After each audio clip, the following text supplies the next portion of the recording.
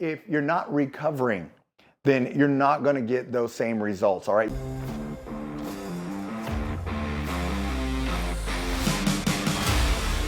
Hey man, Gary Walker here, and welcome back for another video. In this video, I'm going to give you 5 workout recovery tips to help you build muscle faster. So when it comes to building muscle, especially as an older man, 40, 50, 60, 70, 80 years old, you're trying to build muscle, you're doing everything right in the gym, you're eating good, you're doing everything you think you're supposed to do, and you're still not getting the results you're looking for. Well, that's because once you get that age, you can't do the same things you used to do in the past. It's totally different. Well, there's some things you gotta make sure you're prioritizing to make sure you are recovering, for one. So the very first thing you gotta do is pay attention to your nutrition, man. Not that you never needed to before, but you really need to be smart and strategic with your nutrition now. First thing you gotta make sure you're prioritizing is protein. So back in the day, and keep in mind, I've been doing this for close to 37 years. So I've been working out a long time. I've been a personal trainer or personal health coach for close to 30 years. Okay, so I've seen a lot of things change over that time. And when I first started working out, used to train all my clients, one of the biggest things back then was make sure you're getting your whey protein shake as soon as you finish working out. Well, I'm not saying there's not a big benefit to doing that now, but you want to prioritize getting that protein consistently throughout the day. If you're getting between 0.8 to 1 gram of protein per pound of your goal weight. So it's your goal weight. If you're 160 pounds, that doesn't mean 160 pounds of protein if your goal is to be 200 pounds. So shoot for 200 grams at the high end. That just gives you a rough estimate, a rough number. If you're hitting that number anywhere in between, you're gonna be eating sufficient protein. Now, here's where that ties into what I said about the whey protein shake. If you're getting that spread evenly, say over 3 meals and a snack, which is what I recommend all my clients do. It can be breakfast, lunch, dinner, and an evening snack. Or if you go to bed early, but you get hungry sometime during the day, breakfast, lunch, mid-afternoon snack, and then dinner. Anything like that, but just 3 meals and a snack. If you're getting your sufficient protein, spread out evenly like that, then you don't need that extra whey protein shake. That's the main thing. But one thing I've come to realize after coaching so many years with so many people is people struggle to eat consistently and eat protein consistently. So if you're short on your protein numbers consistently, all right, so if you're 3 days out of the week, you're working out, but you're always 40, 50, 60 grams off on your protein at the end of the day, well, then you want it around that workout. Okay, so if you're not getting your protein spread evenly throughout each day consistently, then I'm gonna recommend you do that protein shake. If you're a little short, do 1 scoop of 25 grams of whey protein isolate.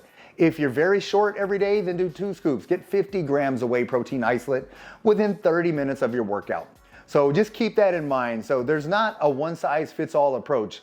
I don't recommend everybody do that post-workout as long as they're getting, protein spread evenly. But if you're not, then make sure after you have that intense workout, you are replenishing and getting that into your body. So that's gonna be the first thing that you can do. Number 2, creatine. That is one of the most studied supplements, and it's been around for so long. I first started taking it in the early 90s, probably 92, maybe 93. And a lot of things have changed with that also. There's several different types of creatine. Most of that is marketing, keep that in mind. So marketing makes supplement companies very wealthy. With that being said, all you need is the basic creatine monohydrate. The good news for you, that's the least expensive one. So there's a lot of different micronized, a lot of different ones out there, HCl out there. You don't need any of that. You just need the monohydrate, and you don't need to load it anymore.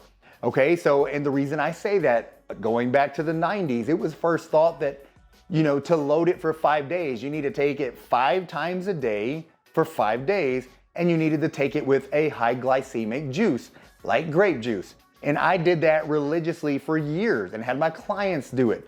Well, a lot of studies have come out since then, but here's the thing about all the studies. All the studies in the 90s, the 2000s, the 2010s and teens have proven that it's a phenomenal supplement, but you don't need to load it. So just take 5 to 10 grams is all you're gonna need to do, and take that daily. And if you do that, you're gonna get great results. So just keep that in mind. You don't have to go through that 5-day loading phase, taking it 5 times a day. Once again, that will also save you money. Creatine is the number 2 thing. Now the third is some post-workout stretching. All right, so post-workout stretching is beneficial. The reason I'm stressing it that way is because back in the day, even back in the 80s and stuff when I was working out, it was thought that you needed to stretch prior to a workout. Those are the not dynamic stretching where you're throwing your legs around and your arms around, but static stretching where you bend over and touch your toes, hold it for 30 seconds, grab your heel, pull it against your butt, hold it for 30 seconds. So that is static stretching. The thing with static stretching prior to a workout is it can minimize the effectiveness of your workout. So you don't really want to do that static stretching prior to doing a resistance training session.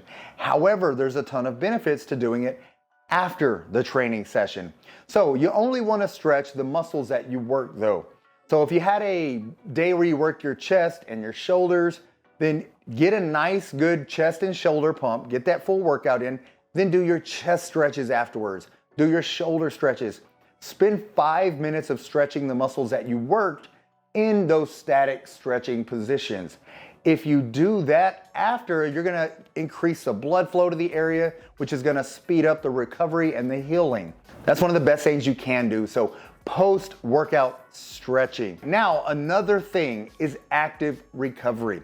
So what is active recovery? It's basically just when you're not working out, either your days off or the day after a workout, you're staying active, you're moving, you're walking, you're on a treadmill doing a small walk, you're walking around the neighborhood, you're walking around the park, you're walking your dogs, you're just moving. You're moving your body, you're moving your muscles, and the muscles that you work in particular, and that's gonna help speed up that recovery process. So that's active recovery. Instead of working out and then staying sedentary for the next couple days into your next workout, and then you go to the gym, you work out again, and you're sedentary for another couple days, you wanna move as much as possible.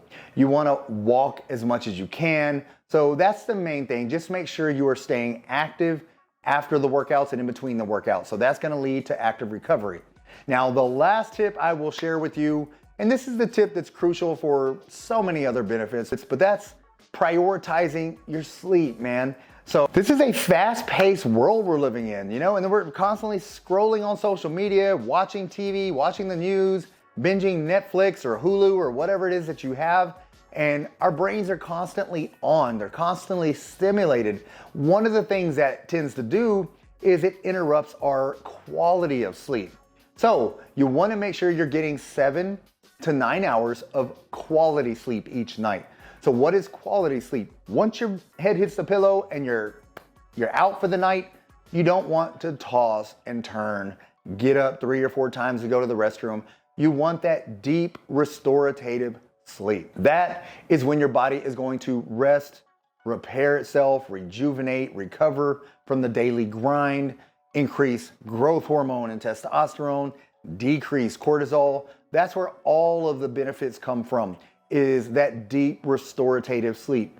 So one of the best ways to do that is just make sure your sleep environment is conducive for quality sleep. So make sure an hour before you go to bed or all the electronics are off. You're off of your phone. You can read or something like that to stimulate your mind, but don't use the electronics. Don't scroll on the phone. Don't watch a show up until 10 minutes before bedtime. So put your phone away, turn the television off, and just get to sleep. That's gonna make a massive difference. If you're somebody that needs cold room like I do, I've got 68 degrees, even though it's winter outside, and I got a fan blowing on my face. So if you need something like that, then have all of that ready. Just make sure you're comfortable. Your room is dark, it's cold, no electronics, whatever you need to sleep well. If you need white noise, there's a lot of cool apps, fan noise apps, river apps. So a lot of different cool things that you have access to that can help you get into that deep restorative sleep. So those are the main things that are gonna help you recover. And at the end of the day, it's all about that recovery, because it does not matter how hard you're hitting the workouts. how perfectly your food is lined up to your goals. If you're not recovering, then you're not gonna get those same results, all right? You're gonna eventually overtrain. You're gonna overtax your central nervous system. Once you start getting overstimulated, overworked, overtaxed, then you're gonna start losing motivation and you're gonna get discouraged. And that tends to lead to you just completely quitting the health and the fitness goals altogether. So you definitely don't wanna do that, especially once you get older, because at the end of the day, the older you get, the more you need this. It's gonna help improve your quality of life. It's gonna slow down the aging process. Man, thank you so much for watching this video, and feel free to leave a comment. Give me a like if you like this video, and also share it. If you got any buddies, man, anybody that you think can benefit from this video, please share it with them. With that being said, get busy, get after it, and God bless.